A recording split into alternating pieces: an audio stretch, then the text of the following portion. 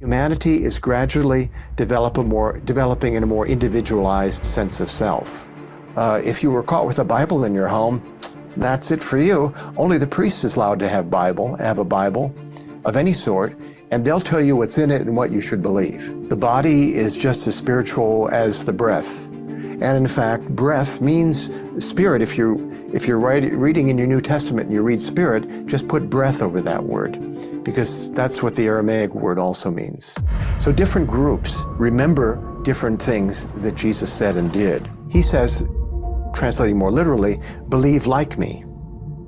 Have the faith that I have. So whenever empires and religions come together, you know it's not going to be a good thing.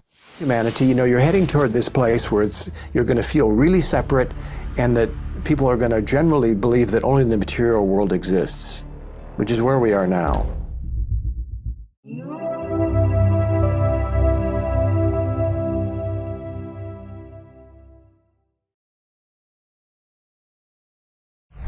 I'd like to welcome to the show Neil Douglas Klotz. How you doing, Neil? Good, Alex. How you doing? I'm doing very good, my friend. Doing very good. Thank you so much for coming on the show. I am a fan of your work, and I think you and I are going to have a very interesting conversation about Jesus before Christianity, which is one of my favorite subjects to talk about, his true teachings, who he was, what actually happened. And your focus is Aramaic Jesus, based on your book. And they didn't perfume the book, as far as I know, but you never know. It's aromatic. It's a very aromatic Jesus, but also Aramaic as well. Breathe deeply. Yes, exactly. So let me ask you, what got you started down this path? Because this is not a normal path to go down when you're doing historical, being a historical scholar. No, well, I've got, although I have this hat on, I actually have several hats. One is the scholar and the language and all of that stuff, and the other is, you could call it, the spiritual practitioner. Mm-hmm. So I had early experiences of Jesus in my childhood, inner experiences, we should say, mm-hmm. where he would appear in light, things like that. And fortunately for me, I was in sort of an alternative family in the 1950s in Illinois. And my parents were most interested in Edgar Cayce, the channel, the American channel, mm-hmm. and mm-hmm. Rachel Carson, the early ecological movement. And also my father was an early chiropractor in Illinois, which in those days was very alternative. Mm-hmm. So that was what we were raised with in my birth family. And so, for them, it didn't faze them that I was having these sorts of experiences, fortunately, because otherwise, who knows what would have happened today.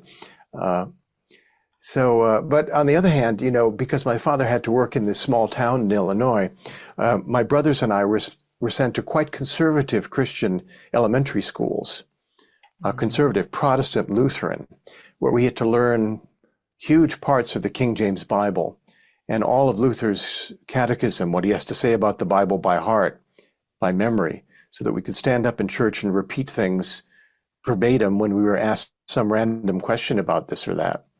So it both trained my memory, and also I was trained in a whole bunch of, very conservative Protestant theology, which I quickly abandoned because I'd never really taken it on by the time I got to university.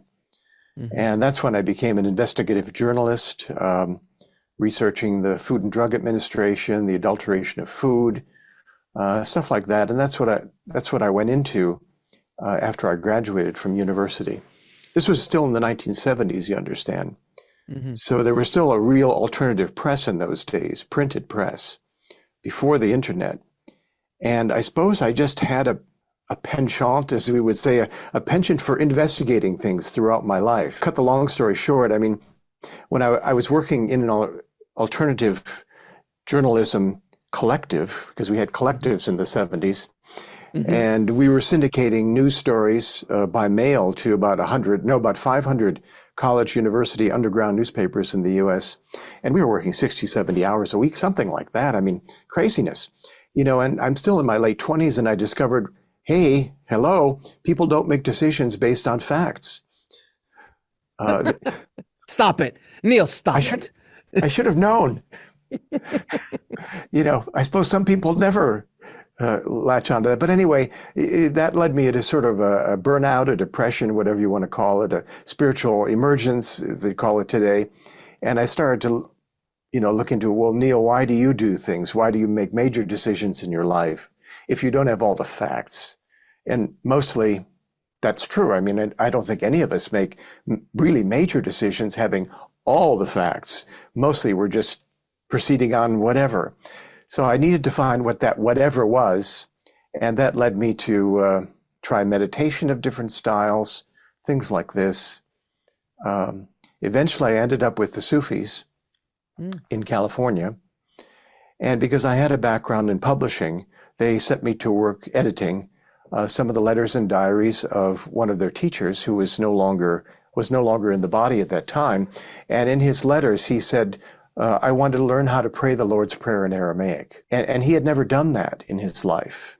But that struck me for some reason as being something, because as you may know, if you've ever interviewed Sufis, many Sufis, not all, but are very much involved with, the mysticism of sound, mantra, meditation, all this stuff. So this fellow, in his writings, he wrote, if you're going to chant a mantra for Jesus, that have mysticism of sound involved, you should chant in Aramaic, because that's his native language. But he had never done this. So being the investigator that I was, I began to investigate, try to find out what is Aramaic, who's Aramaic, why wasn't Jesus speaking Hebrew? What's Aramaic? How do you spell it? Who still knows it? All these things like that. And I had some help from a Jewish rabbi, a Rabbi Zalman Schachter Shalomi of blessed memory, who was really helped me along the path and pointed me in the right direction. And I started to chant for myself the words of Jesus's prayer, the so-called Lord's Prayer in Aramaic. And I started to, again, have very deep spiritual experiences just chanting the first words, experiences of light and voices coming to me and my body making movements that I'd never seen before and melodies happening, things like this. And you can either think you're going crazy with these sorts of things, which part of me thought, or I said, well, I'll chant this for people and see what happens. And I did, and people started to gather around a bit. And then again, really to cut the long story short, I ended up working 5 years later for Matthew Fox, the then Dominican priest who was running an alternative institute in the Bay Area of Northern California. And I was his sort of, how would you call it? I was his staff Sufi. And he had, a Starhawk there for Wicca and a New Science and Thomas Berry for the ecological and all this lovely stuff. And it was great. It was sort of, not to overuse the term golden age, but it was actually a golden age of these sort of things in that part of Northern California.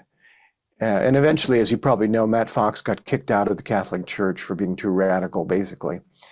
But he encouraged me to actually research Aramaic properly, to investigate, research it properly, and write a book about it, which is what I did, which was originally published in 1990, this small book called Prayers of the Cosmos, which most people, if you have any interest in this, have probably heard of. So that set me out on this path, really. I thought that was going to be the end of it, but it wasn't, and I just, because people kept writing me letters and then emails later about what about this passage and what about that passage. And so I ended up getting a PhD in ancient Semitic language interpretation. And that's with this other hat on, and trying out things in the scholarly community to see what they made of it. And here I sit before you nearly 50 years later. Fair enough. Finally, a lot of people have started to come around to this stuff. So let me ask you, you said Sufis, from my understanding, Sufis are the mystics of Islam, the Islamic religion. Yeah, if you look it correct? up in the dictionary, if you look it up in any normal dictionary, that's what it'll say. However, and this is a big however, if you talk to Sufis around the world, and I have traveled quite extensively and met many Sufis and have had some as mentors, many of them will tell you what the Prophet Muhammad brought was a type of spirituality. Later it became known as Sufism, and then a bunch of people went and made it into a religion called Islam. Yeah, So that is, it's the story that I've heard 1,000 times before with every major religion. It starts off one way, and then someone else grabs it for power and changes it, and all and sorts. there's some actually historical academic research on this now. So it's not just the mystics themselves who say this. Again, not all Sufis will say this. Many are very much tied to the particular cultural, you could say, appropriations, cultural rituals of Islam, things like this. But many, both, you could say, in the Persian-speaking world as well as in the Arabic-speaking world, will tell you what I just told you. So, from what I understand, and please correct me if I'm wrong, obviously Christians believe that Jesus is the Son of God. He died and resurrected, and so on. The Jews kind of think, or Judaism thinks that basically that he was a prophet, just like one of the bunch, nothing really that crazily special. But from what I understand, Islam thinks of him as a great prophet and brought a lot of, should be revered as what he was, a great prophet. Is that correct? Yes, that's correct. I mean, there are many passages about Jesus, who's called Isa in the Quran, and it's always mentioning him in a praiseworthy sense. There's a whole chapter that is a whole surah devoted to his mother, Mary, and Jesus's birth. And the Sufis, speaking of the Sufis, tell many different, you could say, many different stories about Jesus that are not in the Bible. They're actually not in the Quran either. But for the Sufis, Jesus was sort of the archetypal wandering dervish. I mean, the person who traveled without belongings, who didn't have, you could say, didn't have people, didn't have an apparatus, didn't have an organization, sort of like that. And so the Sufis, have their own take on him. And many of these are very beautiful stories that you can find in Jalaluddin Rumi, for instance, if people have heard of him. So like that, yeah. For everybody listening who have only been exposed to Jesus and Jesus's teachings via Christianity, what did you discover when you started going down the Aramaic? Aha, I got it. The Aramaic roots of Jesus, because a lot of people, again, because of the marketing of the Vatican and of the church, movies, television, all these things, he's a blonde hair, dark brown hair, blue-eyed white guy who speaks perfect English, which really he was a Jew who was Aramaic. He was an Arab and spoke that. So he would have been a very dark skinned. He would have been dark skinned. Yeah. I think that's correct. It's interesting, in this book I mentioned, my first book, Prayers to the Cosmos, originally the publisher, which was then a smallish, a medium-sized independent publisher called Harper and Row. They commissioned a Catholic icon artist to do a dark-skinned Jesus for the cover. And they did, and it's beautiful. It's still beautiful. You can find it online. And then later, when Rupert Murdoch bought Harper, he took it off, and they have some sort of sunrise or sunset or something like that on it now. So these things go on. Yeah, probably he was dark-skinned. I would say that's almost certain. Aramaic, I would say, okay, the big takeaways from Aramaic that I started out with are, first, Aramaic has a different sense of, how would we say, how we're positioned with each other, let's say. So there's only one preposition that means both within me and among us.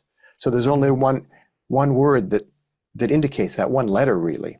So for instance, when Jesus said the kingdom of heaven is among you, or the kingdom of heaven is within you, depending on the translation, he always said both. The within and the among are always linked. Okay. They're always linked. It's always that way. Also, Aramaic doesn't divide things up into mind, body, soul, spirit like we now do in our current era. All of these are connected. The body is just as spiritual as the breath. And in fact, breath means spirit. If you're reading in your New Testament and you read spirit, just put breath over that word, because that's what the Aramaic word also means. So spirit is breath, body is spiritual in our sense, and everything is supposed to resonate with this bigger reality, which is called Allah, which is all around us. It's not just up in heaven, sitting like some judge on a throne or something like that. Allah is the word Jesus used for God, as we now as people translate it. But I would translate it more sort of the reality that brings together everything and nothing, everything and everythingness and nothingness, if I can torture the English language a bit. So like that. It seems like the arguments that have been, wars even, have been fought over the translations of the original texts or the original teachings of Jesus, from the construction or the assembly of the Bible itself as we know it to where it came up. I discovered the other day, and I thought this was fascinating, the whole, and please correct me if I'm wrong or if I'm incorrect in this, that Revelations, or the rapture, was never part of the original Bible. That, from what I heard, it was a bookseller who was like, I got to spice this Bible up to get some sales, put it in the Bible, and then a bunch of preachers grabbed onto it and like, oh, I could sell this. This is a lot of fear. Is that what you have heard as well? But I'm using that as an example. I don't know about the bookseller bit, but Yeah. Revelations was definitely added later. There's no question. Right. And this whole notion of the interpreting the rapture and the people that are going to be taken up and all this stuff. Right. This is not there actually either. It's not even in the Revelations if you read it properly. I would encourage people, if they're interested in a more expansive view of Revelations, even that book, to read Jung's book, C.G. Jung, his book called Answer to Job. At least half of it is about Revelations and a very profound vision of, you could say, holy wisdom, Sophia coming back, and all this lovely stuff. So if you're interested in that bit. But you see, what we don't hear about when we're raised either Christian or hearing about Christians, things like this, is that there was a Christianity outside of the Roman Empire. Okay, let me back up a bit. In about 300 years after the time of Jesus, maybe 300, 350, Constantine comes along and Christianity becomes the official religion of the Roman Empire. Okay, so whenever empires and religions come together, you know it's not going to be a good thing. Right. I mean, look around you.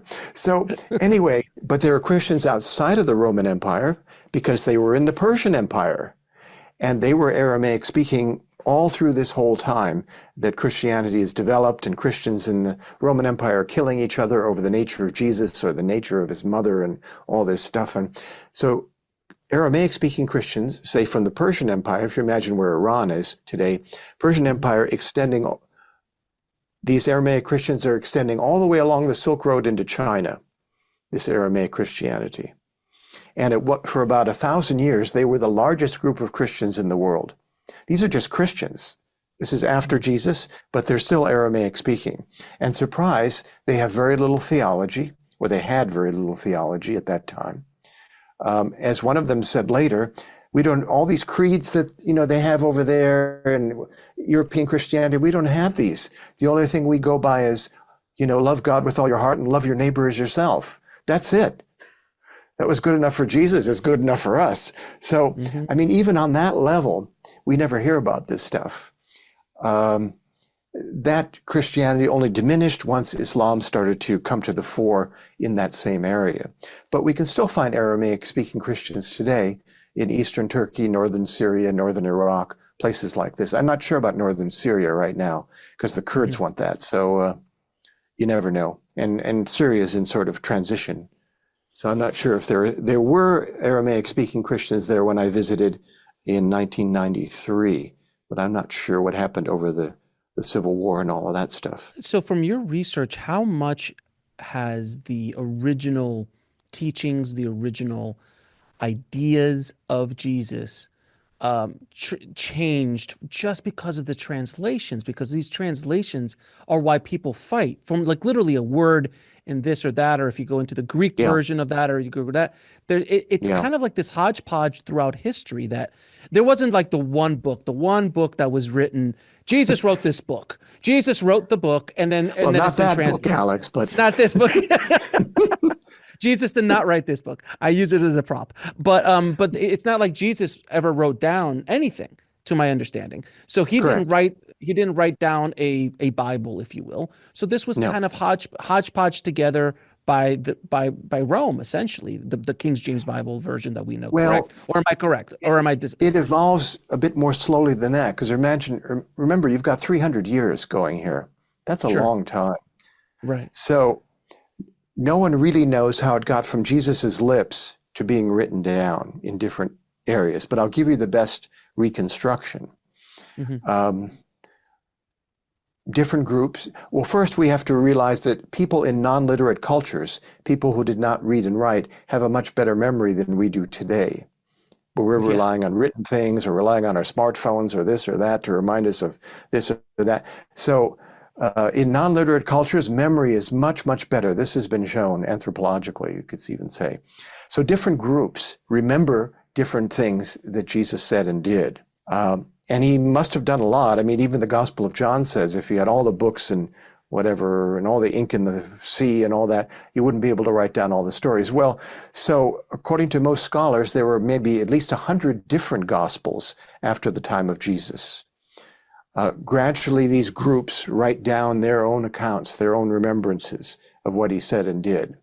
And then slowly, over that 300-year period, but accelerating big time with Constantine decides, well, you can't run a decent empire based on all these hundreds of accounts of who this guy was. So he sits some scholars down and they decide, okay, it's only going to be these four: Matthew, Mark, Luke, and John. That's it. Just to keep things simple. And then their interpretations also. Excuse me? But where's Paul?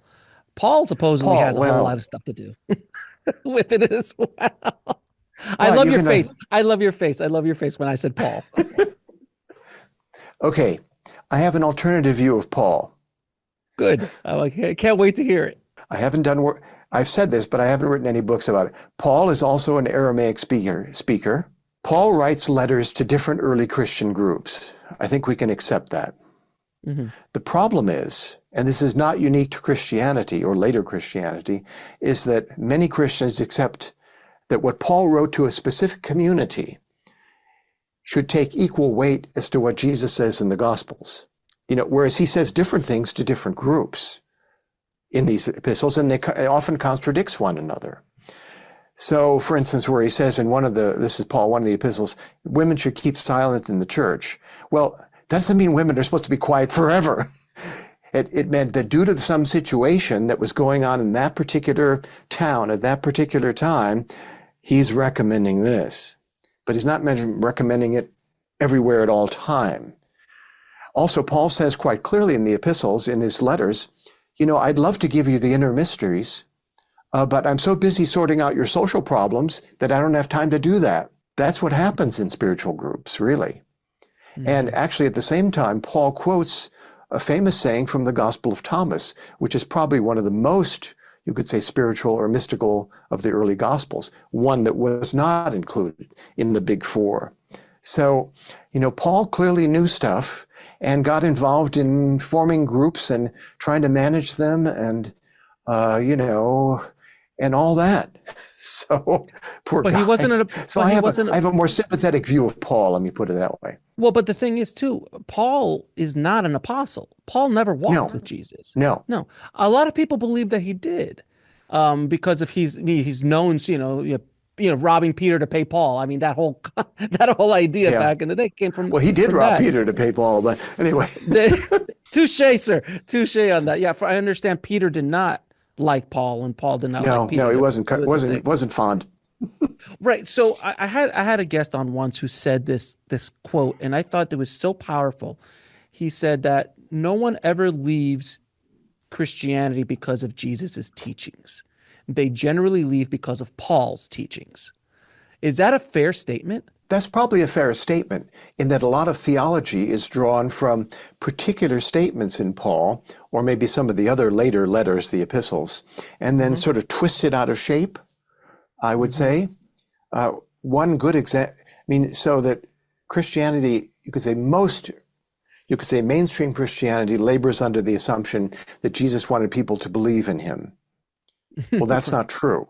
Right. That's a mistranslation of a simple preposition. He says, translating more literally, believe like me. Have the faith that I have.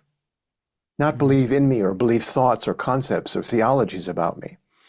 Also, he never asked people to save their souls. His word for soul, ruha, is this big breath of which we are a part. It's like a spiritual body in some sense. He says, let your ruha save you, is really what he's talking about.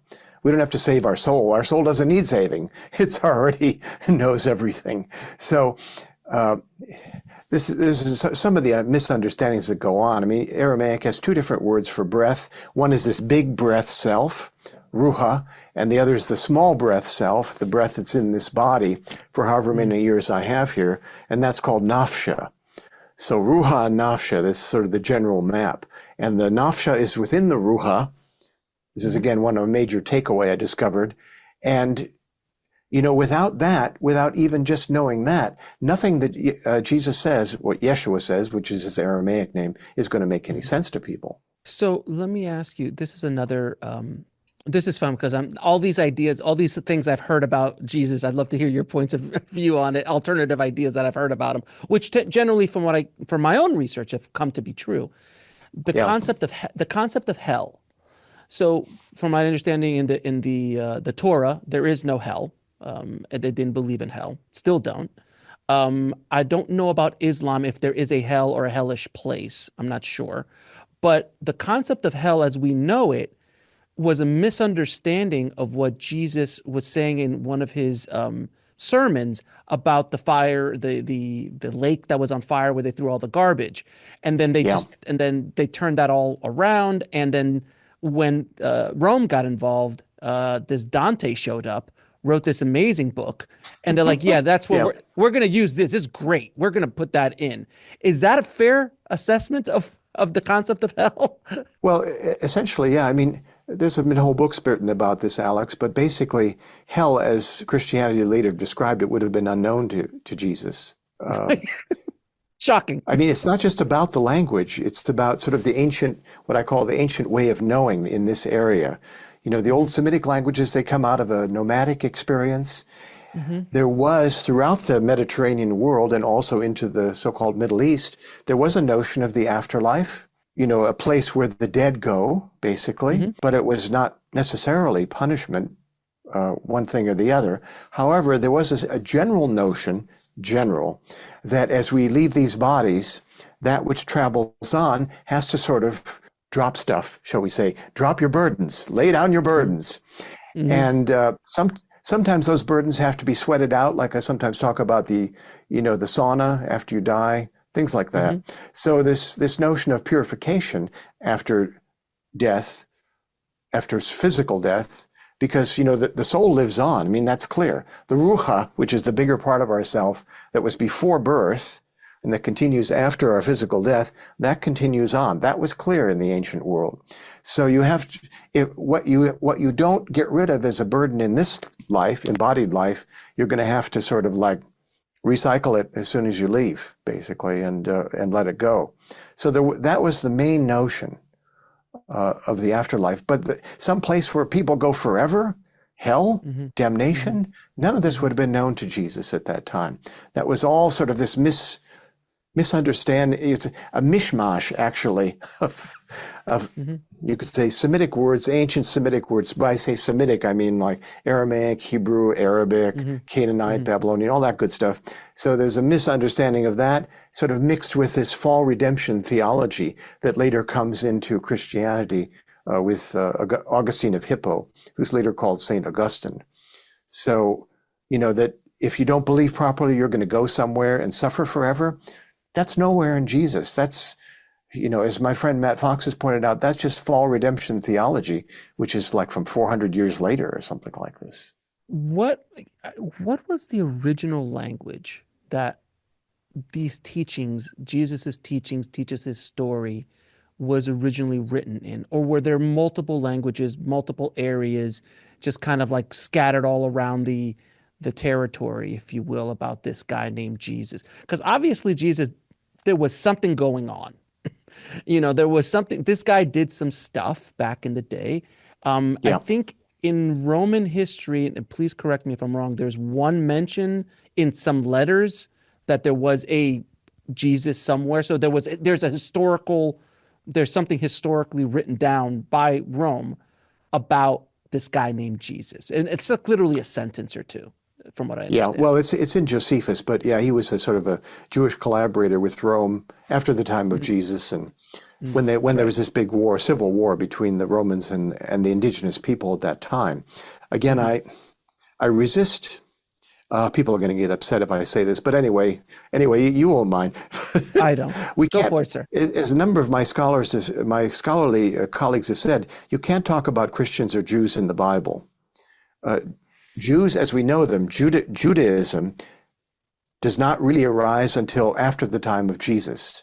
I'm not talking about the Hebrew religion, the ancient Hebrew religion, but Judaism, rabbinical Judaism, only arises after the Romans destroy the temple in Jerusalem, which is between 70, well, Jesus is 30 something. So about 40 years after Jesus, 50 years after Jesus, there's a big war between the indigenous people, who you can call whatever, they're all Aramaic speakers of various sorts, and the Romans. The Romans, snuff them out, they destroy the temple, and then it actually all happens again 50 years later. So at this point, the tradition, that late Hebrew tradition, reinvents itself so that, okay, because the temple's not there, we can't worship there anymore. So where are we going to worship? Well, we're going to worship in our homes. This is the origin of the Shabbat ritual that we have on Friday night. And sort of the whole tradition is reinvented to be more localized, more decentralized. And this is the rise of so-called rabbinical Judaism, which in its more extreme form now is Orthodox Judaism, but has many also branches as well. Likewise, no Christians in the Bible. I think that should be fairly obvious. Even after Jesus, these early people, like in Acts, the book of Acts, they're not really Christians, they're Jesus people. They don't call themselves Christians at that time. They just refer to themselves as people who are on the way. So, it's all about that, really. And now I forgot your question, sorry. So I forgot my question as well, because I I'm was blinding you so with facts, you see, Alex, anyway. well, when you just said the way, we are students of the way, that automatically took me to Taoism, which has been around a lot longer than a lot of what we're talking about. Yeah. I never really considered there was two chapters, if you will, in Judaism, meaning there was Judaism but the Hebrew religion, or the Hebrew, would it be considered a religion, or would it just be considered a philosophy? Because Judaism is a religion, but what was Hebrew's ancient teachings? Would they have considered themselves a religion? And also, how far back does that go? I've always wanted to know that. When did that begin, at least as far as you know? Well, this is a matter of what you call religion. But most scholars would say, and I would agree with them, that ancient religion was very different from what we have today. It was more cultic. It was more based around certain shrines. It's based around stories. Very little theology. The conceptual framework mentally is very much less. So you would have had at the time of Jesus various groups that claimed to be the inheritors of what they would be the tradition of Moses. And because Moses was the liberator, he liberated the people at that time from Egypt, they were looking for someone that would be this successor of Moses and also sort of lead them out of the wilderness and help them. So there were various, at the time of Jesus, various other bandits, prophets, messiahs who were promising, all sorts of different things. There's a very good book on that called Bandits, Prophets, and Messiahs, if people are interested, by a colleague of mine. So yeah, it was a much more mixed situation. Were the Essenes part of this? We don't know. They might have been, because we don't really know who the people up in the Dead Sea area really were. I mean, some people consider them part of the Essenes, or the group that was also in Egypt at the time. There were also what was called the Pharisees. Today we call the Pharisees the hypocrites, the collaborators in common English terms. But actually the Pharisees were the liberals at that time. They were trying to accommodate themselves to what the other group that was in charge of the temple, the Sadducees, who were the real conservatives and were in league with the Romans to sort of keep people quiet. That was their main job at that time. It wasn't really religion or teaching religion, or, it was like, okay, you've got the cult center, you've got the temple, people are going to come there to sacrifice, to get food 3-4 times a year. Just keep people quiet. This is the Romans speaking, and we'll be happy. If you don't keep people quiet, we're not going to be happy. So if people are not quiet, the Romans get upset. That was the whole thing. I do remember the question now. What was the original text? The original text. Or the language, or the original language, yes. That you, as far as you know, yes.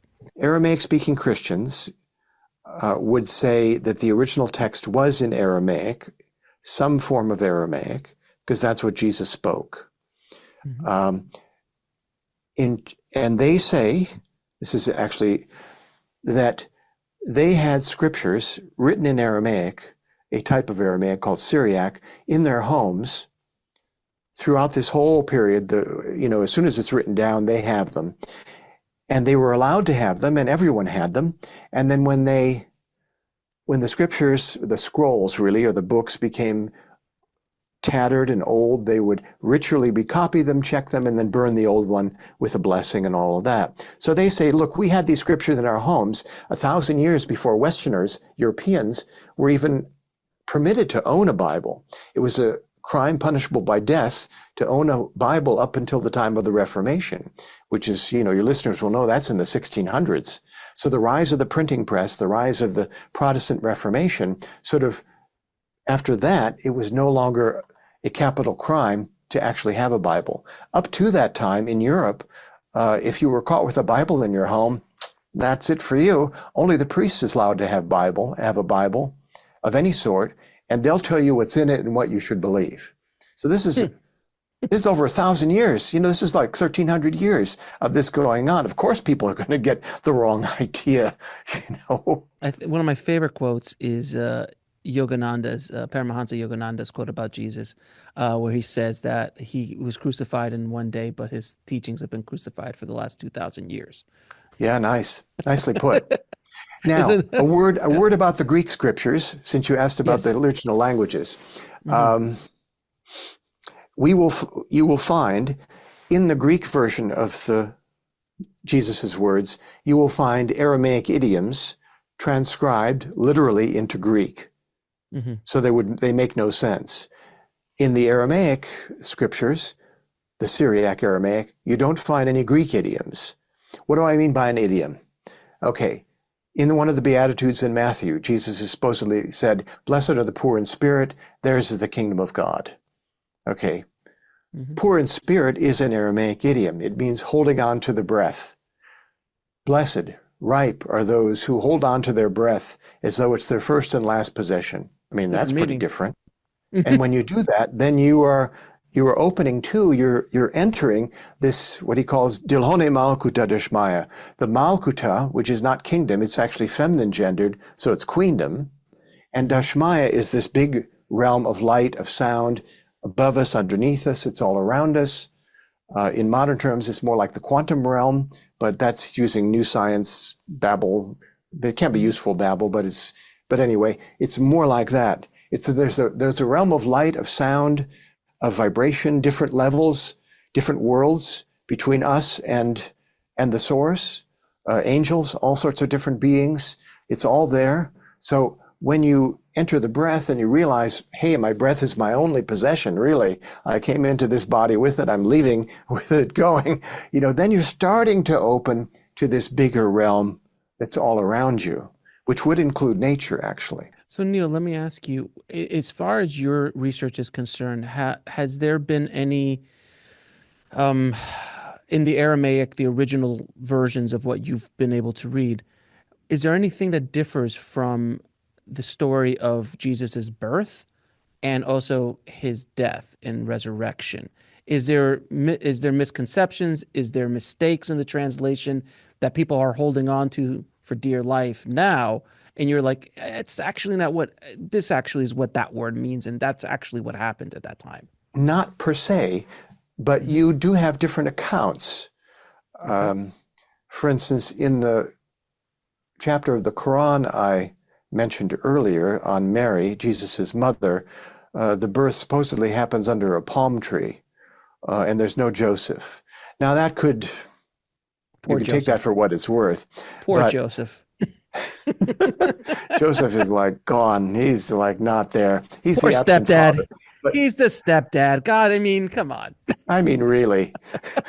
In terms of the death, the crucifixion, there's all sorts of different points of view about that. Not within Christianity, of course, because Christianity has this whole, when I say Christianity, I don't mean to offend people. I mean mainstream Christianity. I know there are other new thought branches, unity, religious science, all that lovely stuff. That's great. I mean, a lot of those folks read my books, so I'm not going to say anything about, that's more like the Aramaic Jesus, actually. But in terms of, you could say mainstream Christianity, it's all about Jesus died for your sins. So believe what we're telling you, and like that. And he's coming really back, not, and he's coming back. Was that not? and he's in the coming back. Yeah. Was Yeah. that in the original or no? The original No. text? No, it isn't. I mean, because one thing I didn't mention is Aramaic and the ancient Semitic languages, which was what was surrounding Jesus at that time. They have a whole different notion of time. So the past and the future are different. The past is, you could say, ahead of us, and it's moving. And the future is behind us, and it's moving. So it's like we're on a big caravan or a marathon. I call it caravan. So the ancestors leave ahead of us, and they're still moving. We can connect with them. And our children, our children's children are behind us, and they're also moving. We just can't see them, and they're in the unseen world. And, they're going to arrive at some point.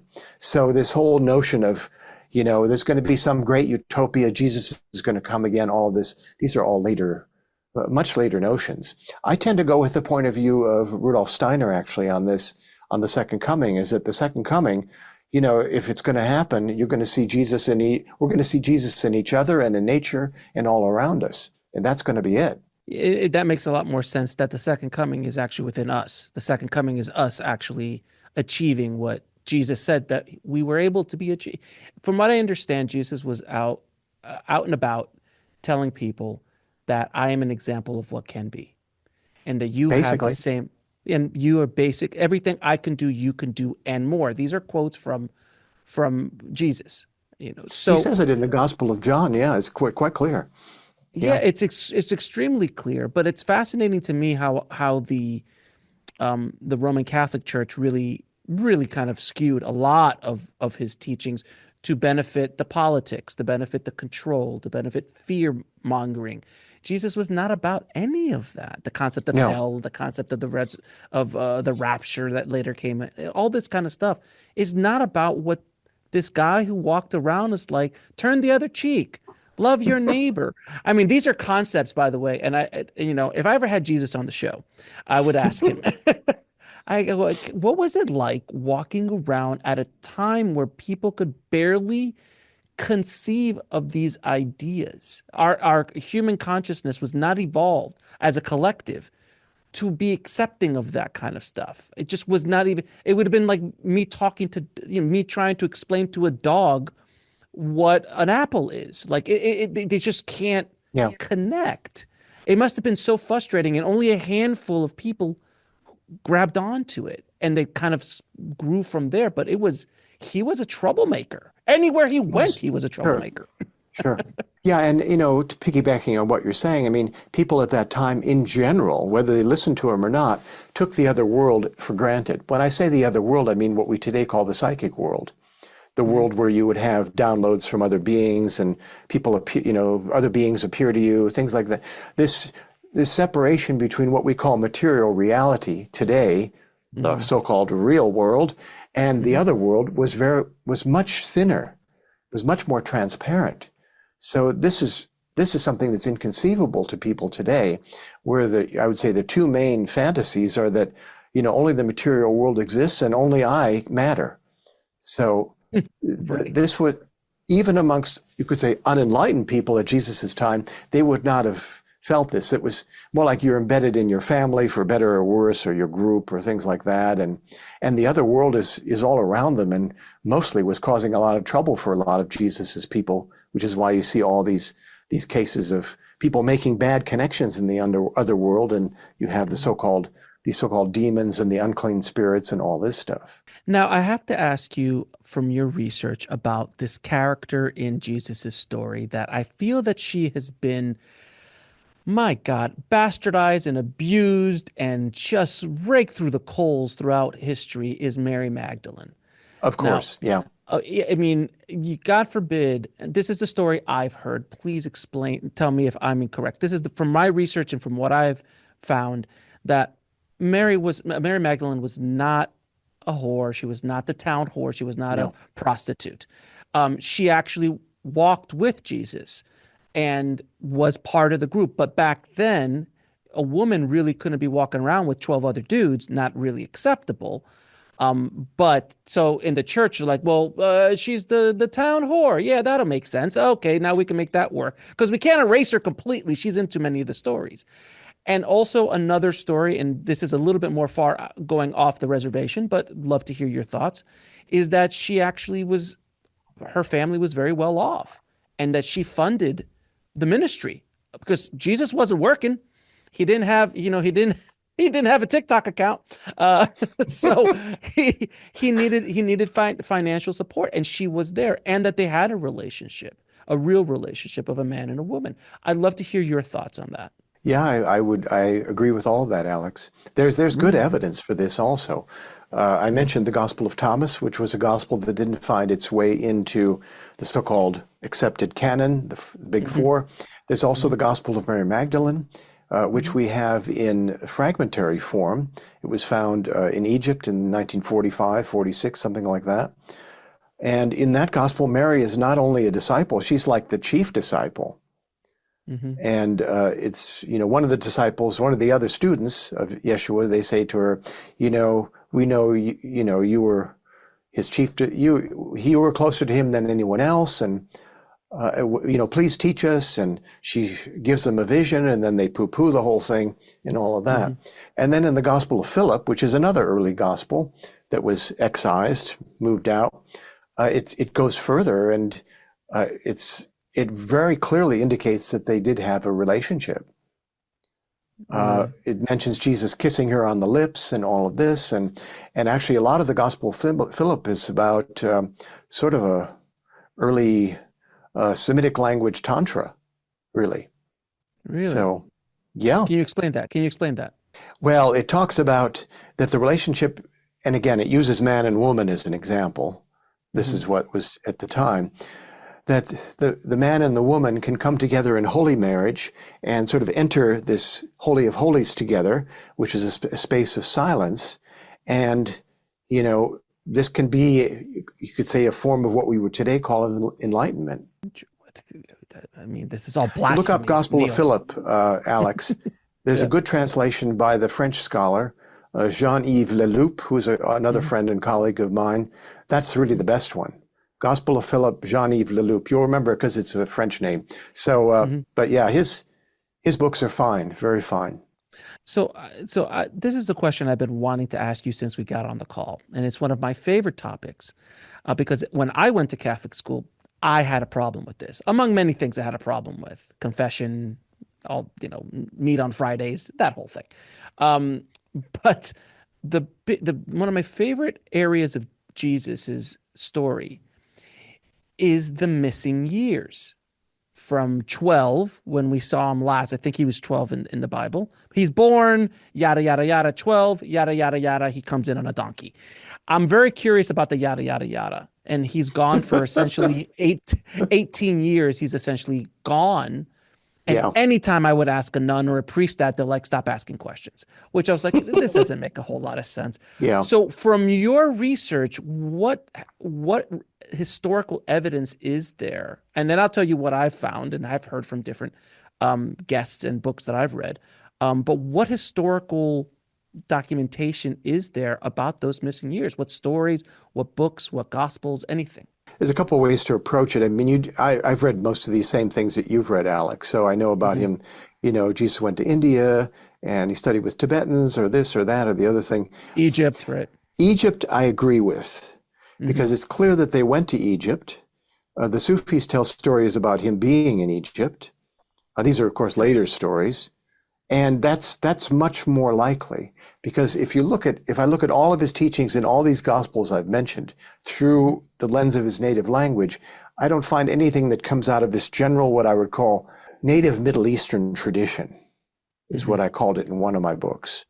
You could call it Southwest Asian, maybe that's more accurate today, but this sort of between Egypt, around the Mediterranean up to this area, this whole area. It had its own, you could say, cosmology, its other world, its inner spiritual sciences. It had all this stuff.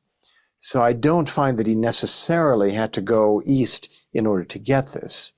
Although, of course, you see, there's a complication here, which complicates that whole question. One is that the Apostle Thomas, who I mentioned earlier about the Book of Thomas, the name Thomas in Greek actually means twin. So apparently Thomas looked like a twin of Jesus. And he did go to India. There's no question. So, I mean, when I say there's no question, this is reported in some of the early Gospels as well, the ones that didn't make the cut. And there is a tomb to some person in Kashmir that is supposed to be Jesus, but could be Thomas, actually. So but that would be after the crucifixion, not before. Correct. That would be after. So we'll get to the after in a second. Yeah, but the after, the before, I think Egypt is much more likely, that whole area. From what I've heard, I have friends of mine who travel to Egypt, and they actually take people to where he stayed. That there's a place, where you can go and see where Jesus slept and all of that kind of stuff. And it's revered for centuries, this place. Yeah. Have you heard the same thing? I have heard the same thing, yeah. I haven't been there, but I have heard the same thing. But the question I have is, and then the Dalai Lama did say that there is some sort of historical documents stating that he did go to Tibet. Again, it's neither here nor there. We don't know. Yeah. But what I'm curious about is why, and I think you answered it, but I'd like to hear your thoughts on it.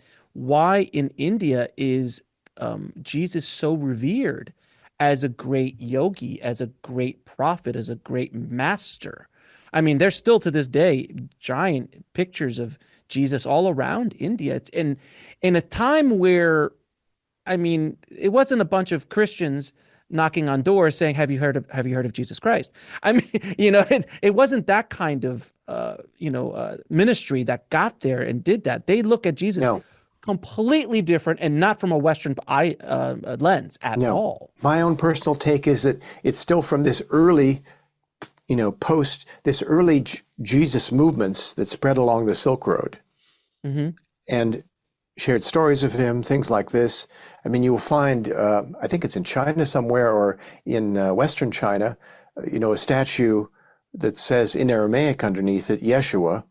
This is some ancient statue, and it looks like Lao Tzu, actually.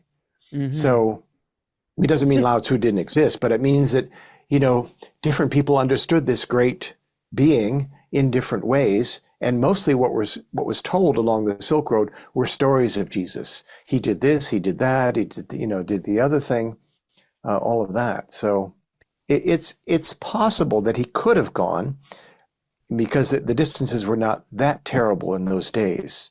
But I would say, again, judging from what he's giving in all these Gospels, including the so-called non-canonical ones, the ones that are not accepted, I don't find anything that generally arises out of, outside of this, what I call native Middle Eastern traditions. So let me ask you about another part of the Jesus story that is, it can be contested, though it's actually being contested more and more nowadays, which is the crucifixion.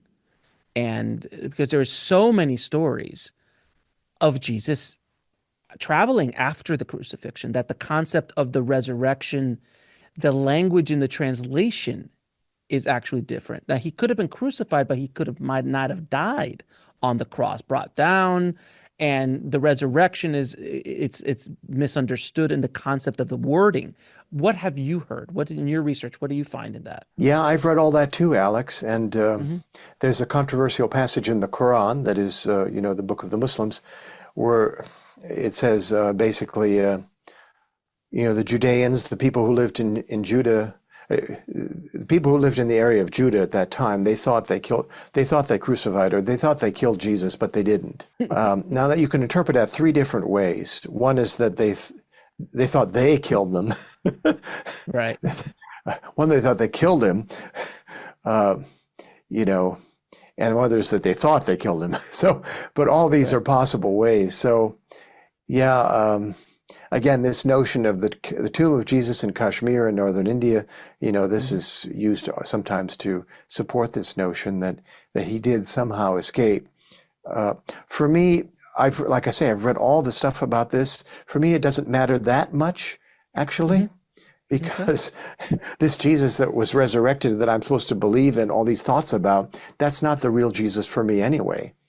This Jesus is you could say, an example of what we can be if we connect to this bigger part of our being, this bigger part of ourself. What I find fascinating is what you're saying is, and please correct me if I'm wrong, is that basically the life of Jesus up until what we know, as far as the timeline, when he was supposedly crucified and died, he basically had already done his work here. What happens afterwards, whether he died on the cross and was resurrected, whether he went off to India, had kids with Mary Magdalene, and there's still a bloodline of Jesus, very Da Vinci Code Yep. style out there, it doesn't really matter because after that moment, the teachings really, there was no more, there was nothing else. There's no other record of what he spoke about, at least that we know of, or we've discovered. So really his life during that period up until the crucifixion is really what we know as far as his teachings are concerned. Is that fair? Yeah. Yeah, I would say that's true. And there are still books being discovered. A Yeah. few years ago, I can't remember, in the last 10 years, the Gospel of Judas was discovered, if you've heard about that. And the Gospel Really? of Judas seems to indicate that Judas was Jesus's chief disciple, if you believe it or not, and that Well, Jesus wanted Judas to betray him because he felt his work was done, and hmm, so he went willingly. interesting. Yeah, you can look it up. Your viewers can look all this stuff up But online. is that just Judas gaslighting us from from me? He's Well, like, shoot, I didn't turn out real good in this story. Let me write something really quick and see if I can change the well, story. if you look at the geopolitics of the time, Jesus would have Yeah. been fine if he had just stayed in Galilee, north in the Hmm. northern Hmm. area, Hmm. because Galilee was run under a different jurisdiction than it was down in Judah, where Jerusalem was. He didn't have to go to Jerusalem. He would have been perfectly safe in Galilee. No one would have bothered him. He could have preached, to his heart's content. But he chose to go down there and make trouble. He Hmm. overthrew the moneylenders' temple, the tables and all this stuff, and called out the corruption and all this stuff that got him into trouble. He didn't have to do that. So It's fascinating. the notion that he went willingly to whatever he went to, whether he Mhm. actually was crucified or not, seems quite clear to me, even from the four Gospels. One Bible that gets talked about a lot that actually has some original books that were taken out of the Vatican's version, which is the Ethiopian Bible. What is your experience with the Ethiopian Bible, its translations, and what's included? Because I know what is the book of Enoch is in the is that true? The book of Enoch's inside I of the believe so. Yeah, I'm not totally up on the Ethiopian Bible, but yes, the Book of Enoch was an early book. Uh, Mhm. there are at least three different books of Enoch that were originally they're most people think, and I agree with them, that they either before Jesus when they Mhm. were written down, but they sort of indicate they point to some figure coming that would be, how would we say, someone that would bring us all together and that would bring all the worlds together and and change things overnight, create miracles, do all this stuff. They don't point directly to Jesus, but the books of Enoch are very powerful visionary books in themselves, if anyone wants to look those up. So, but on the rest of the Ethiopian Bible, I can't comment, but yes, easily any of these things could have been included. If there were hundreds of different books about Jesus, why not? Mhm. Um, Le- even today, we find in Ethiopian Christianity, uh, you know, many things that look similar to an Aramaic speaking Christianity. The focus on nature, focus on sacred trees. Later you have in the Rastafarian tradition, the notion, the Yah, the Jah, this is Mhm. the particle of the sacred name. All these things are there. So yeah, absolutely. In historically, I've heard this and love to hear your thoughts on it, that the Buddha story of how he came, there's a lot of similarities that were pulled from, at least that's what they say, they pulled these ideas from it and incorporate them into Jesus's birth story or his creation story. There's some things that align that were like, huh, well, Buddha was what, 500 years before Christ? At So least something three. like at least three, yeah, something along those lines. Yeah. So that there was some similarities while when they were all in that room and putting the books together, they're like, we need to come up with something here. There's this other one that we found. We found this other story. That's good. Let's bring some of that in there. What have you heard as far as that's concerned in regards to the original translations? Personally, having studied a lot of Buddhism, I don't find much similarity to Buddha's origin story. I mean, Buddha's Okay, born to wealthy parents. They try to shelter him from all the evils of the world. All of a sudden, he's exposed. He has a sure. depression, runs off, meditates, gets enlightened, all that lovely stuff. It's all true. It's all good. Hmm. But Yeshua's, origin stories and actually his, the death stories are much more coming out of this Middle Eastern sort of mythos where you have the Hmm. dying God, all this stuff, Inanna and Damuzi, these sorts of stories, I would Hmm. say are more impacting some of that mythic aspect of the Jesus stories. You could say the bookends, the birth stories, the death stories, all that stuff. Do you see Jesus's message as inherently non-dualistic? And does the Aramaic help us kind of see that? Yeah, I was just on a podcast with another group on the weekend in Finland about this. And yes, Uh-huh. absolutely. There's what we would call real non-dualism built into not only the language, but what Jesus is teaching. Now, it may not seem like that, but if you think even of the first line of his prayer that I mentioned, uh, his words are Arun de Bashmaya. That was translated as Our Father which art in heaven. You can't get more dualistic than that, actually. But actually, he's saying, Arun, this breath, this source, is coming into us like a breath, all the way into us. And then as it rises again into the heart, Shemaya, this heaven realm that I mentioned before, the light, the sound, the vibration, they're spreading all around us. So even there, you don't have a being sitting on a throne somewhere. You have a much more profound view of the human in relationship to the seen and unseen worlds. And I can go through chapter and verse for this stuff for another hour if you want to. But even where he supposedly says, I am the way, the truth, and the life, and I am this, and I am that, he doesn't say, I am. You can't say I am in ancient Aramaic, his native language. He says, Ina, Ina, the I connected to the source of that I. That is my I-ness, my individuality connected to the source of that. So if I connect my individuality, my separateness, so to speak, to the source of that, the gift of my individuality, then I'm on the path, then I'm finding the way, then that's giving me food, that's showing me the right way, all this lovely stuff. That's one of the things I had a problem with Christianity and with the dogma is that Jesus apparently, according to them, said that I am God, I am the way, I am I. But that doesn't make sense to me because Jesus was, you never walk around, generally speaking, and saying, I am the Messiah, I am the Son of God.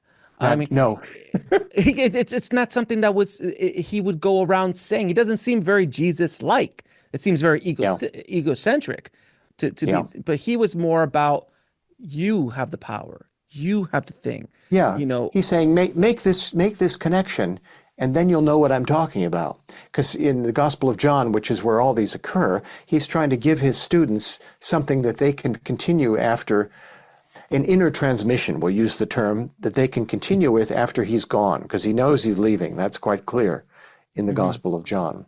So, my previous book to this current one that you were waving around, Revelations of the Aramaic Jesus, at least half of the book is about all these so-called I am statements and how they're grossly mistranslated and misinterpreted. Did Jesus' teachers encourage the direct experience of the divine as opposed to relying on a religious institution? Because was there religious institutions at his time? No, no, he definitely would not be about relying on an institution or organization or something like that.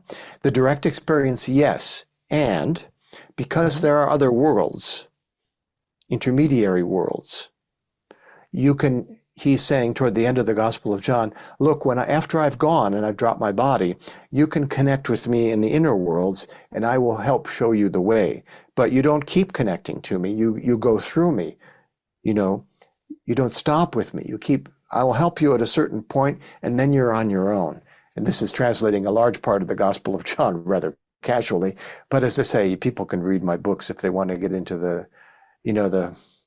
letters and the words about all this stuff. Did Jesus in any of his teachings ever discuss prophecy of humanity's soul, humanity's consciousness in the future or anything like that? Did he ever mention anything like that? He seems to me, Alex, he seems to indicate, because of when he comes and who he's talking to and all of this, he seems to be saying, and I'm take it for what it's worth, look, humanity is gradually developing in a more individualized sense of self. It didn't have that at his time. As I said, the whole notion of an individual consciousness was just starting, it was just arising for maybe 100 or so years before that. For 100,000 years before that, or 10,000 years before that, humanity had very little sense of an individual consciousness. It was like we were embedded in nature. You can look at the actual words in ancient languages and come up with this. The fact that breath and spirit are the same word in many languages, not just Aramaic, but in Latin, there's chi in the Chinese, there's prana, the whole notion that my breath and that, whatever that is, are coextensive means that we could not have had such a separate sense of self as we do now. We could not have felt so separate, so isolated. Now, not to say that your family or group that you were embedded in was necessarily a happy family. It wasn't like that at all. But there was much less individual sense of self, and there was much more awareness, as I mentioned previously, that there are other worlds. There are other beings in the unseen world to whom we can connect in a healthy way, some in an unhealthy way, things like that. So Yeshua seems to be saying to me, look, this is all happening, and here's the prescription I'm giving you. Connect your small self to the source of that, which comes as a gift when you're born, and try to find your way back. Find your way back directly. Ina, he talks about. That's what was translated as, I am this, I am that, and all the other things. So he seems to say, look, humanity, you're heading toward this place where you're going to feel really separate, and that people are going to generally believe that only the material world exists, which is where we are now. So he did say that. He did say that. Well, this is me saying that. Okay. You say, well, this is where we are now, but I find this in his teachings, that he's pointing towards this time and saying, look, here's a prescription. Remember the essence of what I'm saying. So maybe now we can actually rediscover what he was really saying, rather than what the church was telling us. Do you believe that there is kind of this revolution in the sense of Jesus's true teachings? People are leaving organized religion by the millions every day now. People are just not buying it as much as they were before, and they're looking for alternative ideas that they're looking for their own. They don't want to be told what to do. They want to find themselves what is true for them. And they're not because when I was growing up, when you were growing up, it was the institution that told you what to believe. Where now your generation, my generation, and definitely the generations coming in behind us, the younger generation, they are not having it at all. They're just like, no, that makes no sense whatsoever. Because there's so much information, so much connection to the world through the internet and so on.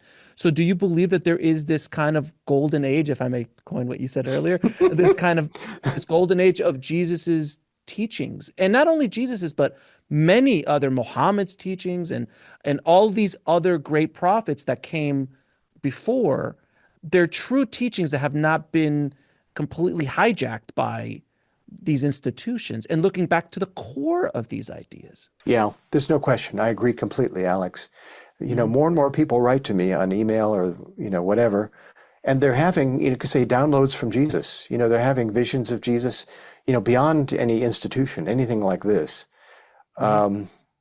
You have, groups studying things like the Course in Miracles, which is a good example. So more and more of this is happening as more and more people are leaving the programmed institutions. That's very clear.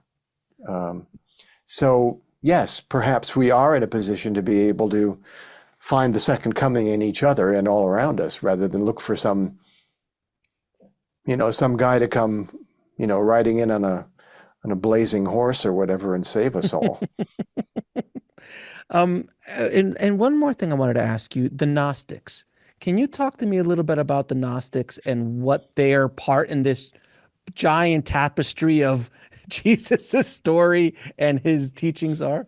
Well, that's another big subject, but I'll keep it short. What scholars call Gnostics has to be challenged, because strictly speaking, and most of the so-called Gnostic Gospels don't fit this profile. Strictly speaking, Gnosticism has a really clear split between good and evil. Good God, bad God, at the beginning, and it was a mess, and this and the other thing, and that is a real tradition.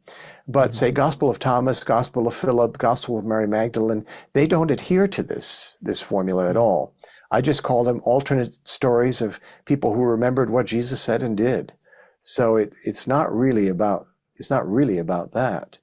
But yes, all these different books are very valuable. So with all due respect to one of my colleagues, Elaine Pagels, who wrote this book called The Gnostic Gospels, most of these Gospels were not, strictly speaking, Gnostic in the way it's viewed today. What I've discovered in this conversation, Neil, is that there is so many different.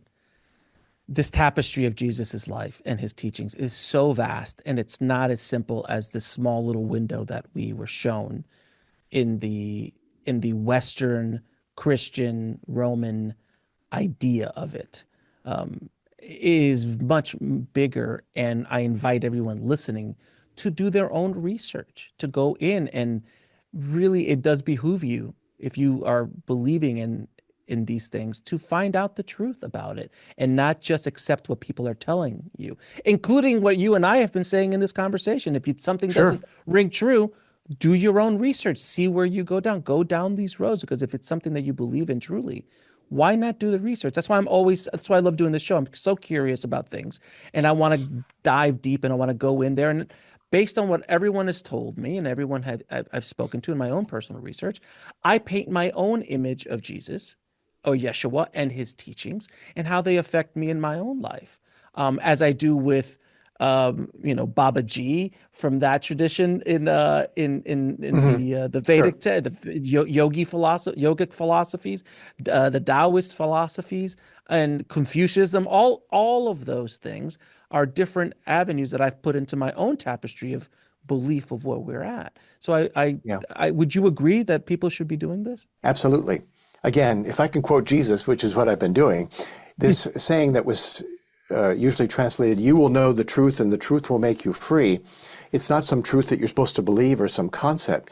He uses the word for truth, which is a form of the word shrara, which means you could say the truth that your own heart reveals, because the heart is between these two big self, the big self and our small self. The heart is between. If your heart will show you the right direction, that's the truth. It's our inner GPS, as I call it, and that will free you. Then you're free to walk your own path, whatever it may be. Find the allies you need. Find the wisdom you need. That's, I think, is his clear message. Now, Neil, I'm going to ask you a few questions I ask all my guests. What is your definition of living a fulfilled life? For me, living a fulfilled life is doing what I love to do, which is this is part of it. And it took me a hell of a long time to get there. Even though I've been doing this for 40 plus years, I was doubting all the way, 50 years close to now. So, a life where continually I'm learning new things, I'm learning to love differently, and I'm learning what I need to let go of at this stage in my life, so I'll travel on a bit more lightly with less burdens. If you had a chance to go back in time and speak to little Neil, what advice would you give him? Follow that light that you see there. Exactly. I'll tell you a story. I don't know if we go have ahead. time, but I'll tell you a Sure. quick story. Okay, so I had a light in my bedroom. Not an incandescent light. This was a light that appeared at night to me somewhere. And like all children, I'm afraid of the dark. But there was a light in my room, and it wasn't from any light from the outside or inside or like this. And so somehow I associated it with Jesus. And because my parents were taking us to church to give us a normal cover story at that time, I bought a glow-in-the-dark Jesus to put in my room because I thought, well, that'll help. But it wasn't bright enough. It wasn't as bright as the light I was seeing. So I put it on top of an incandescent light, and it melted because, I was trying to make him brighter. That's all I was trying to be brighter. My parents, and so I threw the whole thing in the wastebasket. The wastebasket caught on fire. And, what can I tell you? My parents actually somehow, God loved them, or Goddess loved them. They weren't that bothered because, I told you what kind of family I came from. And they said, yeah, it's fine. Don't do that again. So I don't know if that means if you meet Jesus on the road, you should melt him or not. But, it's something Fair like enough. that.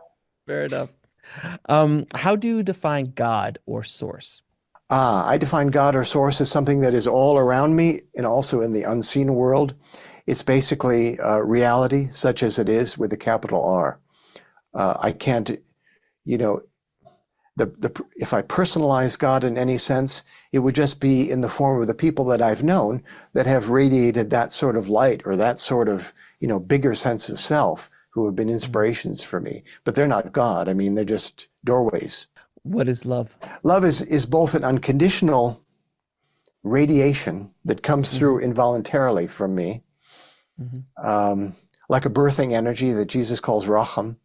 But then also love is this slow, patient, step-by-step getting to know a person, sort of building up a fire from twigs and branches and little leaves and stuff. And so gradually, this builds from perhaps tolerance to respect and perhaps to friendship, and then to something sort of deeper relationship, sort of love. For me, those are the loves that I experience in my life. And what is the ultimate purpose of this life? The ultimate purpose is, know yourself, but know yourself with love.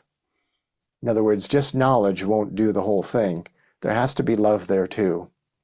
And if you do that, that'll teach you everything you need to know. And Neil, there's one other question I forgot to ask you, and it's a question I'd love to hear what you found. Does Jesus ever speak of reincarnation in any of the research you've done? He indicates reincarnation, and around him people ask questions that indicate reincarnation. For instance, even in one of the four Gospels, Jesus says to his students, "Who do people say I am?" And they say, well, you're Moses reborn, or you're this reborn, or this. So there's clearly a notion of rebirth at that time. Maybe not in the Eastern sense, in the way they've organized reincarnation, but in some sense that some part of a previous being can come and inhabit a being in this world. So I would say, yes, there is some clear indication of a life before birth where there is some sort of sorting out process. And was that kind of X'd out of the Bible that we had? Was there a version of the Bible that had Jesus talking about this, or these indications? Because it's still a little bit in there. Like there's a couple of little phrases and things that kind of snuck in. Yeah, I think it's in there. Also, I think that people at that time took it so much for granted that this was the case that he didn't need to talk about it that much. If you remember that at some point they go up on this mountain with a few people, and, all these beings appear, this so-called transfiguration, all this lovely stuff. And these beings are absolutely real. They're standing there as real as Jesus is. And, the disciples just want to stay there because it's so great. So they've already been taken into this other realm where these beings are still living. As I was saying, these ancestors are still there, and they can inspire people today. So, if you read all of this together, it's very consistent with an ancient sort of, we'd say, Mediterranean, Middle Eastern view of reincarnation. Neil, where can people find out more about you? Pick up your latest book, The Aramaic Jesus. and yes. and find out more about you. Well, that latest book, just to have a shameless plug, this is Aramaic for people who don't want all the words, but they want sort of a thought a day and to, unpack some of the most important things from Jesus. What does he have to say for our life, for our problems today? So it's my most inside-out book. My other books start with certain sayings of Jesus, and they go through word by word, letter by letter, if you need that. Long story short, yes, my website is really the best place to get in contact with me. Also, I have a Facebook page, but that's about it. So the website, abwoon.org, awoon.org. It just rolls off the tongue. It just rolls off. It does indeed. Anil, do you have any parting messages for the audience? Find that truth that's deep in your heart. Go back not just into the surface of the heart, which is where the thoughts are. This is according to Jesus, because the Aramaic doesn't have a word for mind. It only has a word for heart. Go out of the surface of your heart into its depths, and you will find that truth that will show you the right direction, that heart's GPS. What experience to lead to next? What am I supposed to listen to online? Notice your breath, notice your heart. That'll show you all you need to know. Neil, it has been such a pleasure talking to you today. I could talk to you for another hour or two. This is like, as you know, one of my favorite conversations to have. And I appreciate you and all the work that you're doing to help bring the truth of Jesus' teachings out into the world and help awaken this planet. So I appreciate you, my friend. Thanks, Alex. Anytime. Take care. Good luck to you also. Thanks for watching. Click on one of the videos below to continue your journey, and don't forget to subscribe.